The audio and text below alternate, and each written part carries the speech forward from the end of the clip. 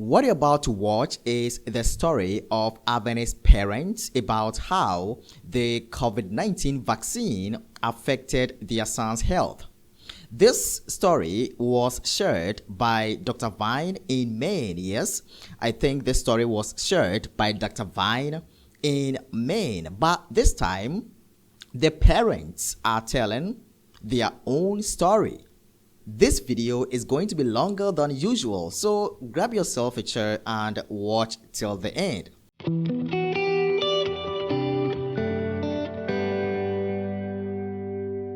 So we're going to watch the video right now and listen to the story of these Adventist parents. All right, let's get into it without wasting any time.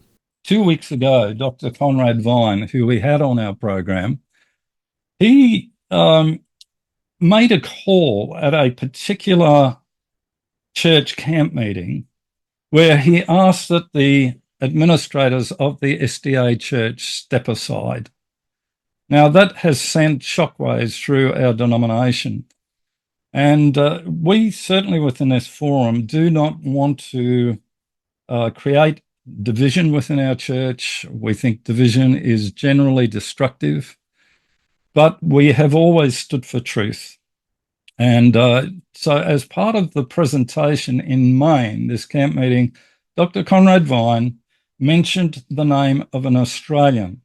The name of that Australian is Daniel Racina. And this is why Dominic and Christy are here with us. And we just want to thank you, Dominic, Christy, for taking the time out to be on our program today. And I just want to ask, how would you characterize your son, Daniel, before this pandemic hit and these mandates were leveled against us all?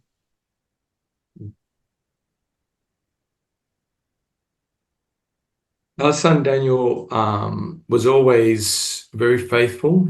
He grew up in the church. He was baptized in the church. We lived a very, how can I say, active life in the church.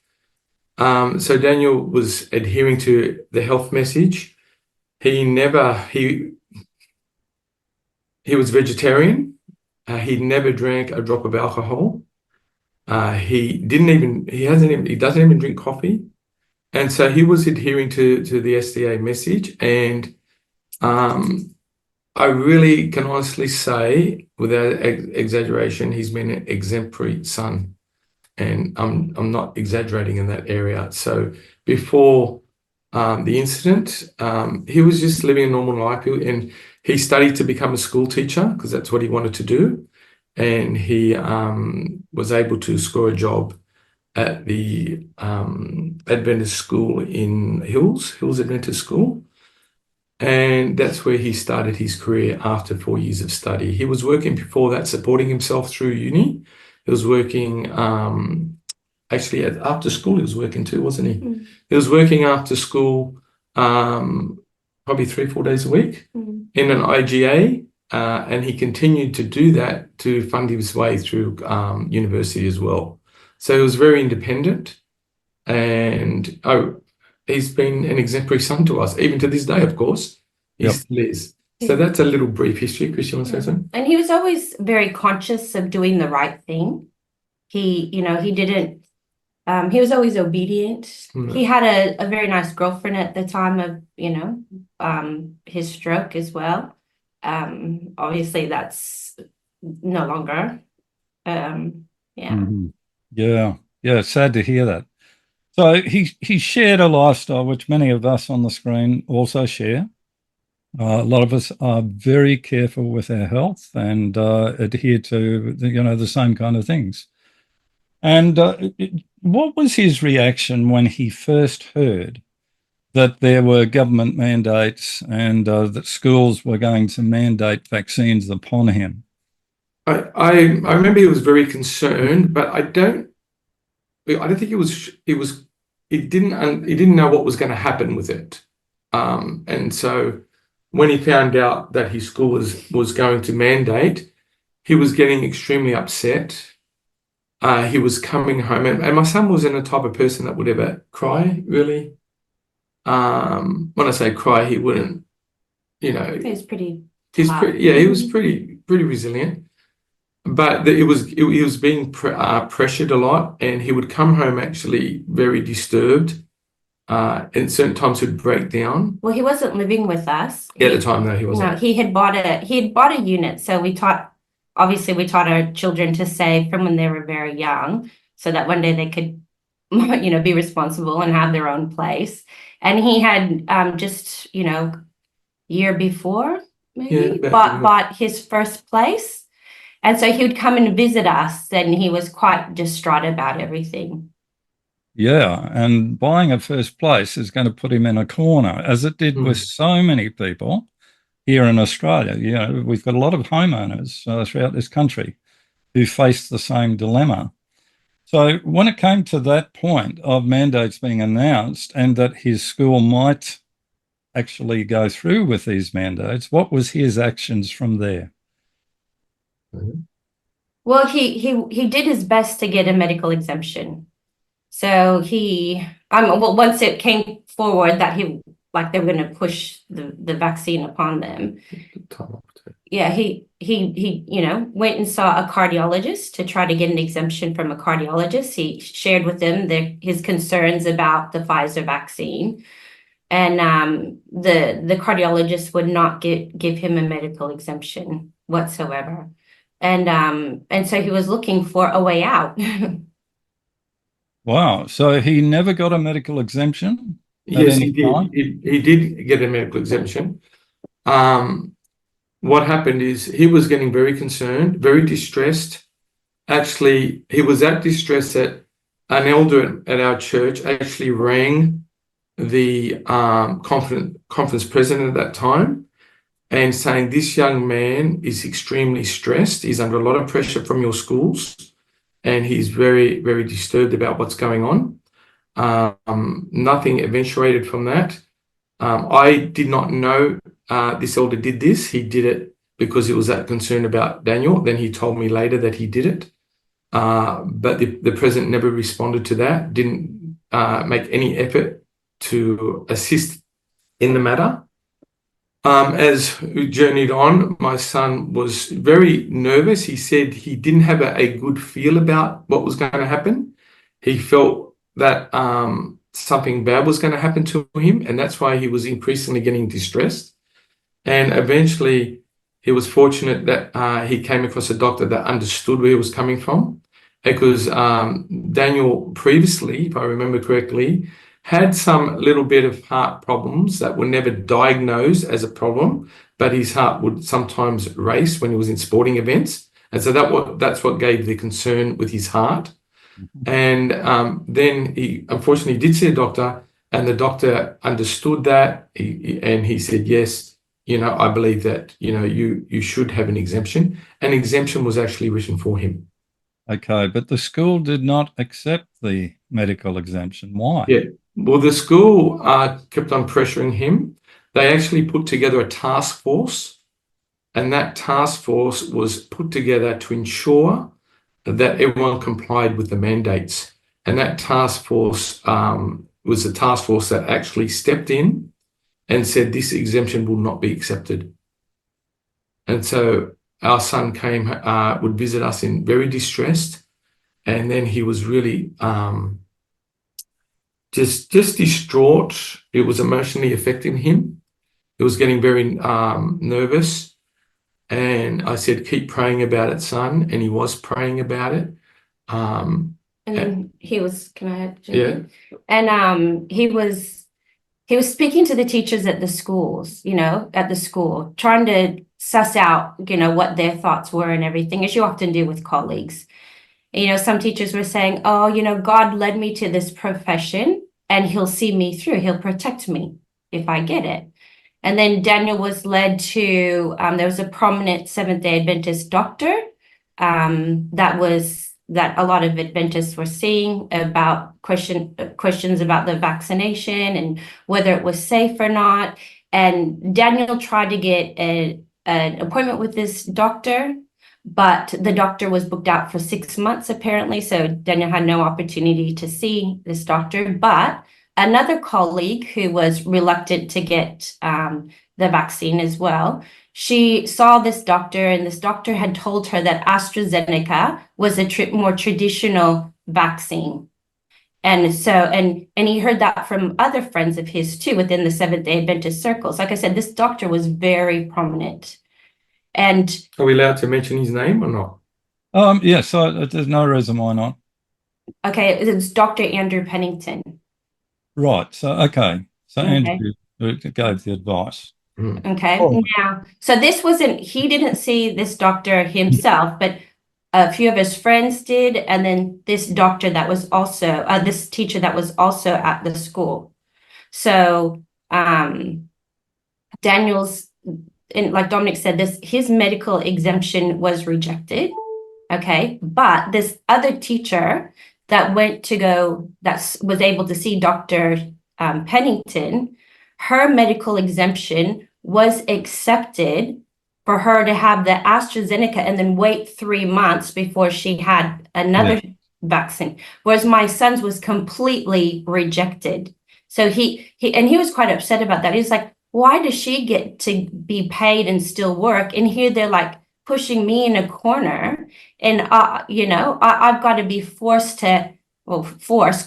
into having this, but I think there was so many, the church is telling him it was safe, there's just so much confusion at the time. And I think my understanding, even as it's been 2 years now, and so we've through that time we've had meetings with various committees that basically were mandating these. I would say they were assisting in the mandates. I have an issue with the task force. It is, in my eyes, a police force to ensure, created by the church to ensure that the government mandates were upheld.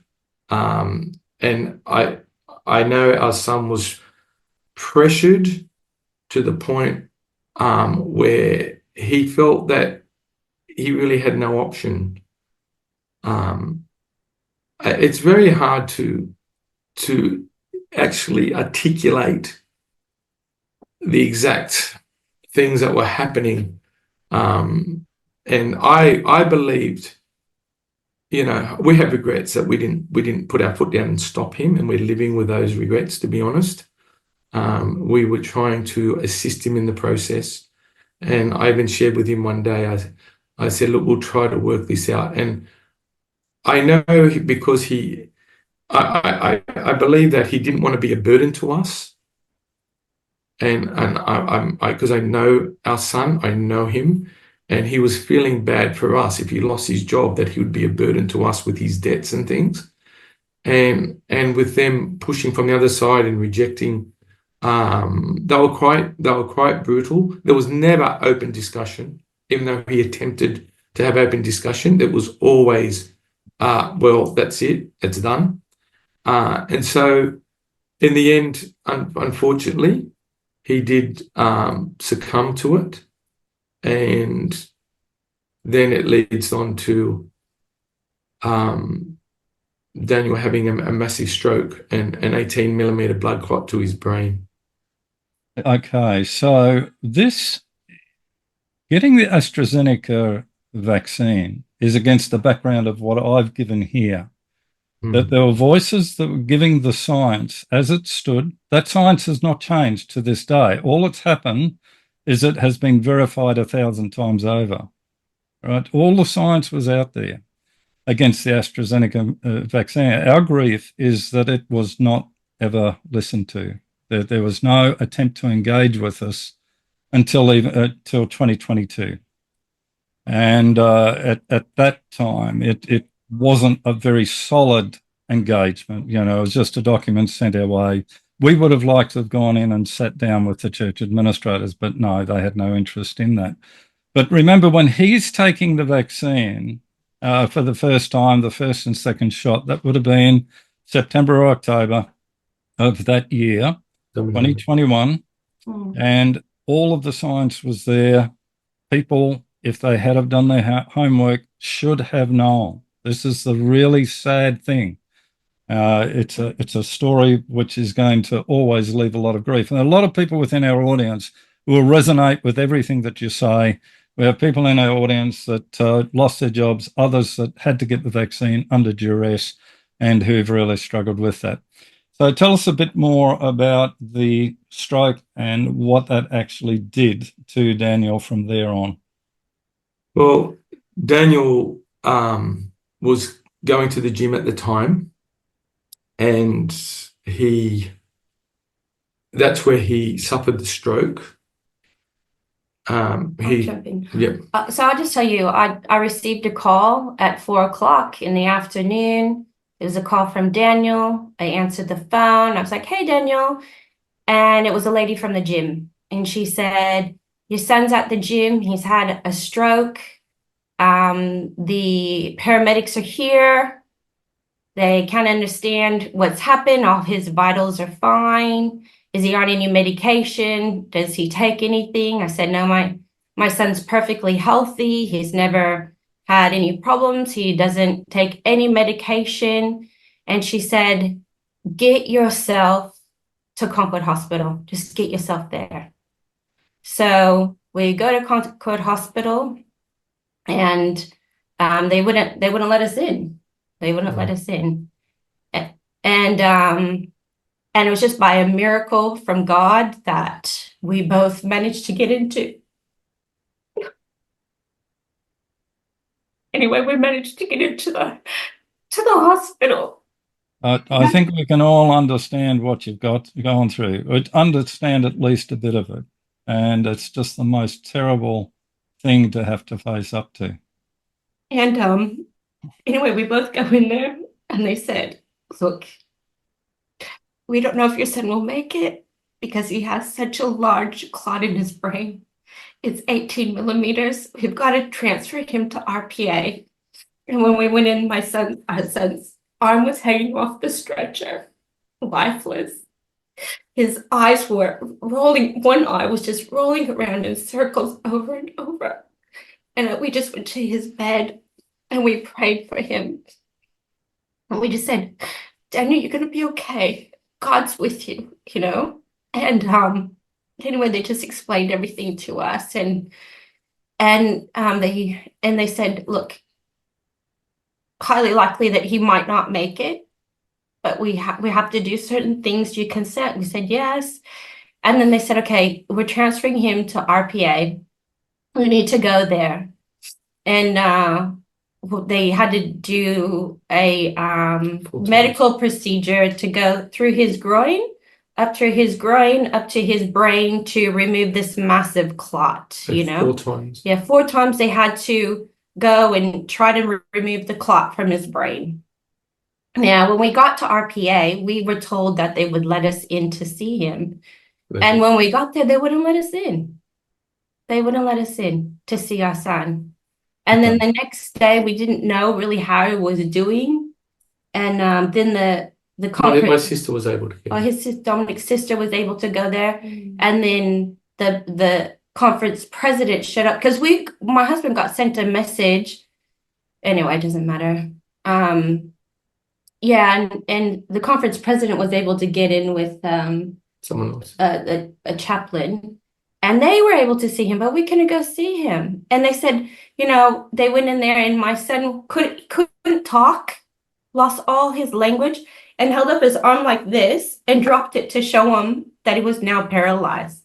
And these are the same 2 people that just came to our house 2 nights ago, Thursday night, and still believe the narrative, the COVID narrative. And went to the extremes 2 nights ago to tell us that the vaccine didn't really hurt anybody.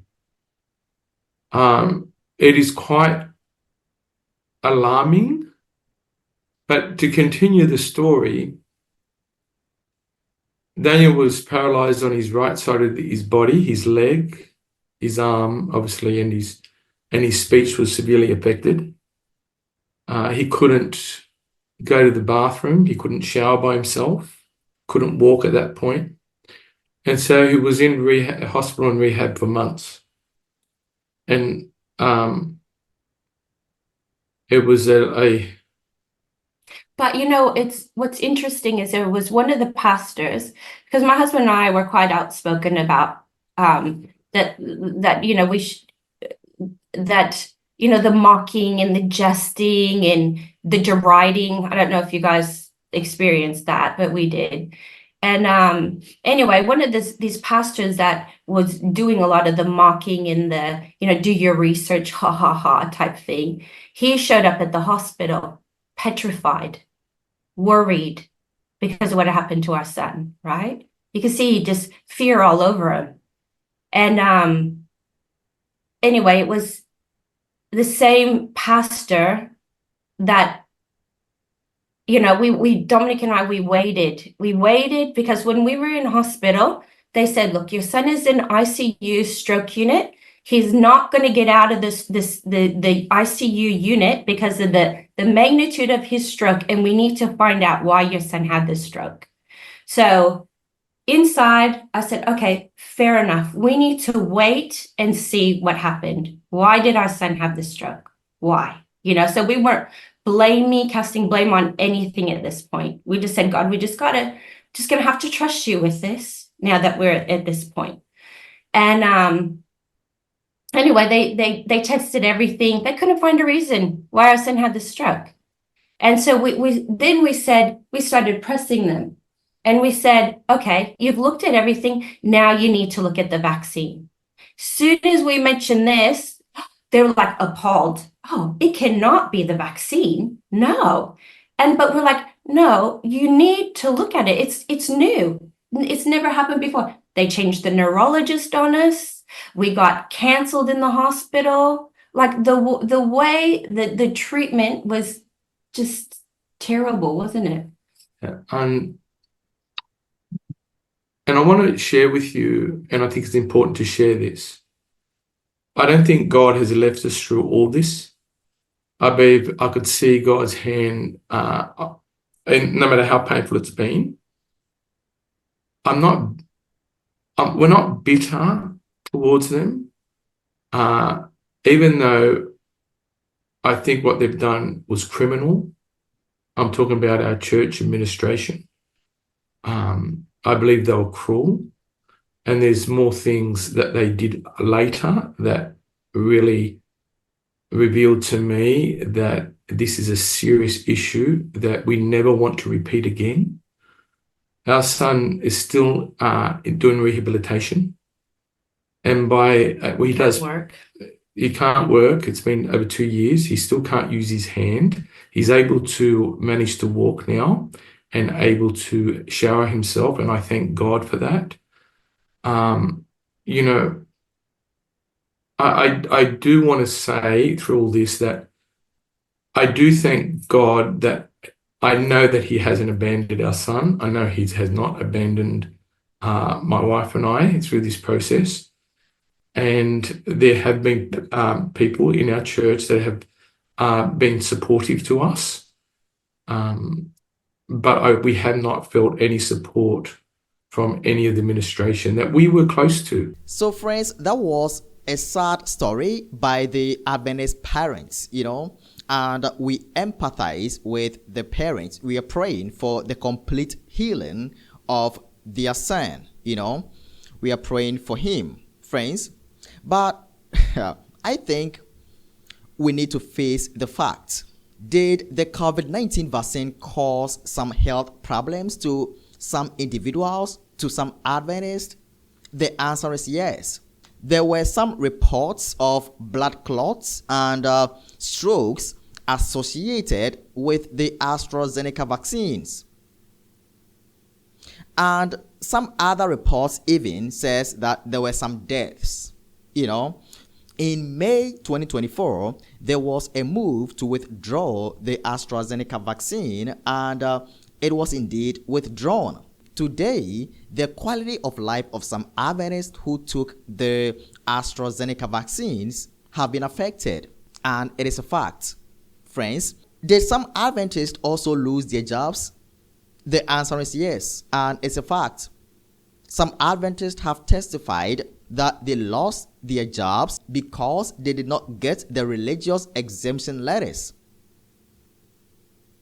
from the conferences, from the GC, from the unions, and the rest. So some Adventists said they lost their jobs. But you know what, friends? During the COVID-19 pandemic, there were some churches that actually gave religious exemption letters to their members. So let's go ahead and watch this short clip of a pastor who actually gave out religious exemption letters to save the jobs of his church members. Let's watch this right now. A Northern California pastor is offering COVID vaccination exemption letters. I'm not anti-vaccination, don't get me wrong, but I am pro-freedom, and there is freedom of religion. That's what is born at the heart of America, and so we're offering that to people. Greg Farrington is the pastor at Destiny Christian Church in the city of Rockland in Placer County. He says he's pro-freedom and is giving out religious exemption letters. The purpose is for people who don't want to get vaccinated to show the letter to their employers. Farrington says the letter was his response to hundreds of people asking for advice about mandatory vaccinations. So that was it. He was giving his members religious exemption letters. And even, I think those who were not part of his church, some of them also got religious exemption letters from that pastor. I believe so. But why were we not given these letters to save our jobs? Why did they not give us the religious exemption letters to save our jobs? And you know what I mean? They, because of government funding. Friends, we need to face the fact. Yes, we need to face the fact. And this is one of the things that Dr. Vine said in Maine that caused him to be banned by some conferences, by some pastors and some other people within the church. So should we not speak the truth? Should we not talk about the facts? You know, sometimes when you speak, people say you attack, but this is not an attack.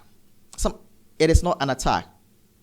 If the fact is there, if the truth is there, we need to talk about it. We need to let people know the truth. So friends, that is the problem in the church today. Because the people, some of our people who were denied the religious exemption letters lost their jobs. And by God's grace, some of them have found new jobs and they are doing. And these people are feeling reluctant to send their tithes and offerings because at the time that they needed the conference, at the time that they needed religious exemption letters to save their jobs, no one stood behind them. Some Adventists have lost confidence. Yes, it is another fact. I work as a social media person, so I know what I'm saying. Some Adventists have lost confidence in our own system, in our own leaders, in our conferences, in the divisions and the unions and the GC, all because of how the COVID-19 was handled. Friends, I don't want to say many things, but I want to pause here. Yes, I want to pause here and invite your comments. So in general, this is the pains.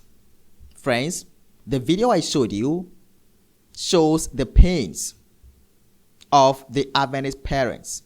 I'm talking too much today. Let me pause here. Thanks for watching, friends. My name is Lawrence, and see you next time. God bless you.